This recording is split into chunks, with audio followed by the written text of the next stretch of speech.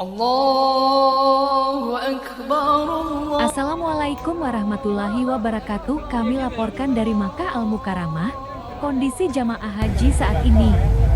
Usai dari wukuf di Arafah, jamaah berjalan dengan bas ke Muzdalifah menuju Mina.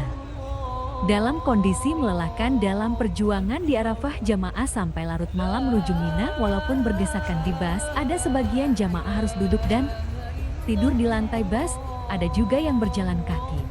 Dengan rasa bahagia sudah melakukan rukun-rukun haji dengan baik. Allah